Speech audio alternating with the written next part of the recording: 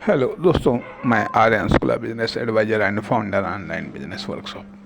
मित्रों, आइए हम बात करेंगे कि लक्ष्य क्या होता है, उद्देश्य क्या होता है, टारगेट क्या होता है।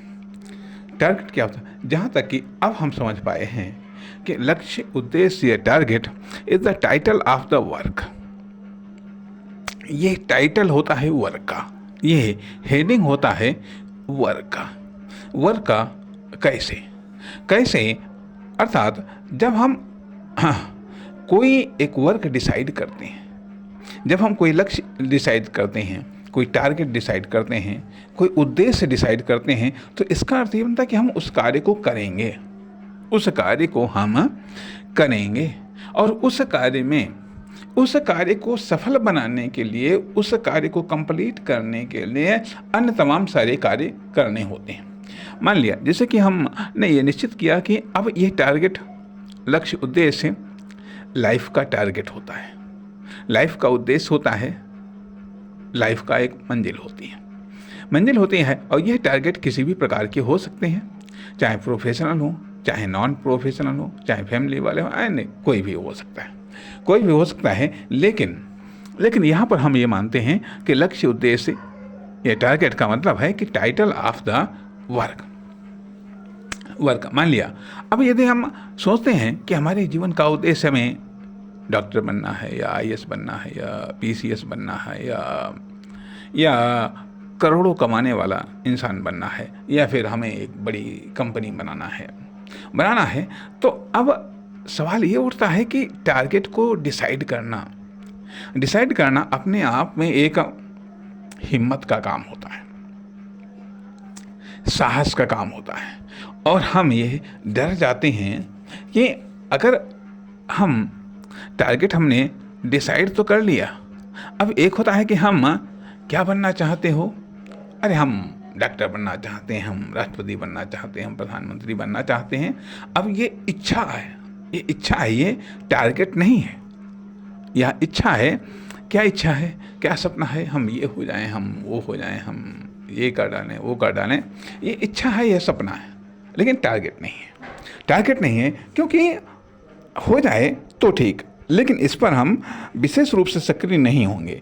लेकिन जब हम कोई टारगेट निश्चित करते हैं, कोई लक्ष्य निर्धारित करते हैं, कोई उद्देश्य निर्धारित करते हैं, तो इसका अर्थ ये बनता है कि हाँ, इस पर हम एक्शन लेने के लिए तैयार हैं, इस पर हम एक्शन लेंगे। और इस पर न केवल हम एक्शन लेंगे, बल्कि एक्शन लेने के लिए हम अपनी पूरी ताकत झोंक देंगे।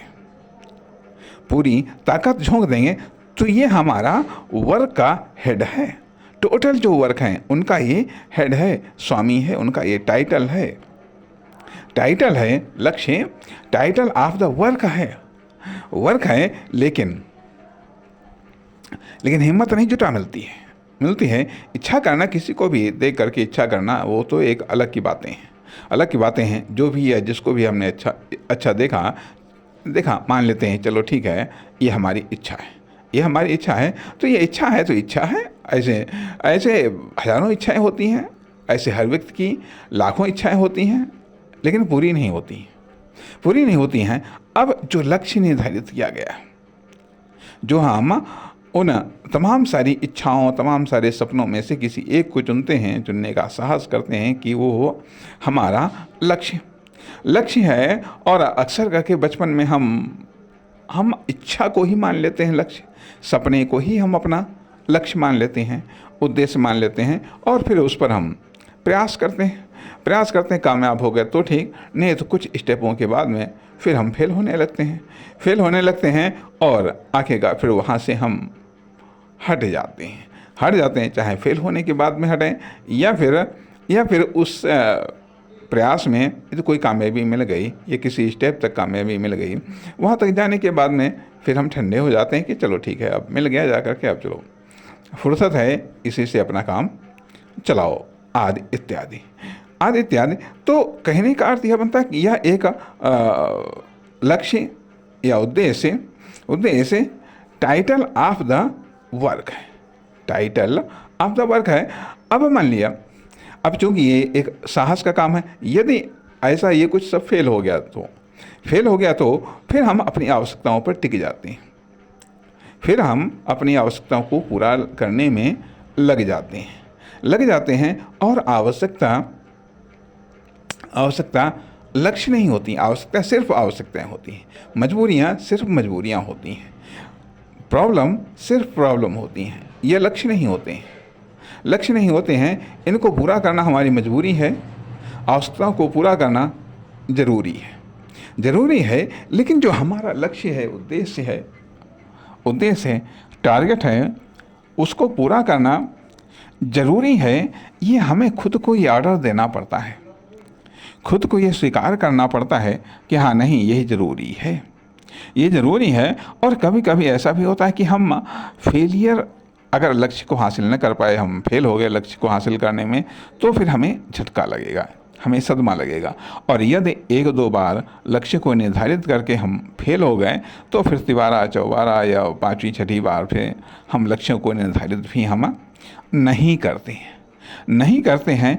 परिणाम ये होता है कि जब लक्ष्य अपर स्टेज है, लक्ष्य, उद्देश्य, टारगेट, ये अपर स्टेज है, आवश्यकताएं मिडिल स्टेज है, प्रॉब्लम या समस्याएं या मजबूरियां यह लोअर स्टेज है।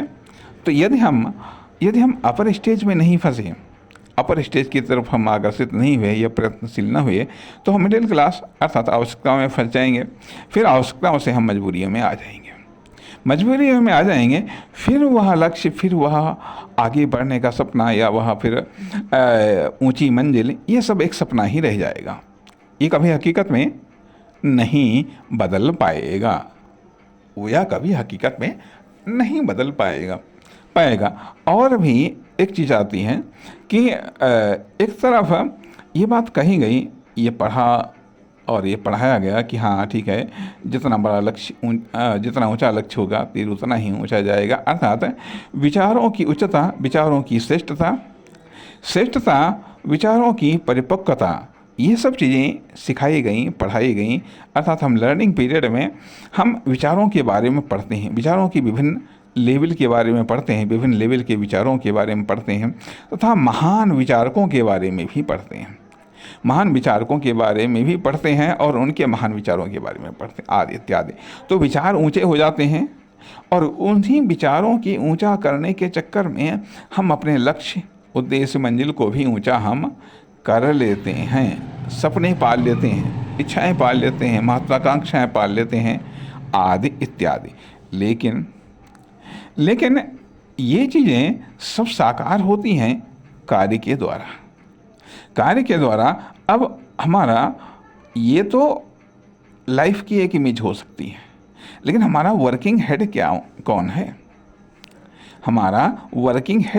है, वर्किंग टाइटल क्या है, किसके अंडर में तमाम सारे वर्क प्रोसेस होंगे, आखिरकार किसके पीछे प्रोसेसिंग वर्क एंट्री करेंगे या लाइन में खड़े होंगे। इसलिए टारगेट होना ज़रूरी है। जिस तरीके से हम ये कह सकते हैं, बिना इंजन के डिब्बे मूवमेंट नहीं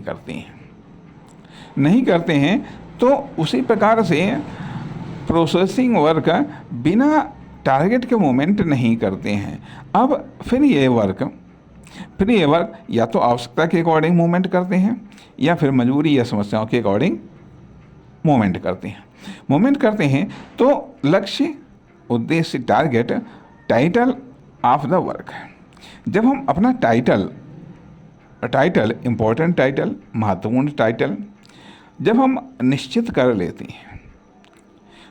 लेते हैं, और मतलब 2 प्रकार का पैटर्न होता है।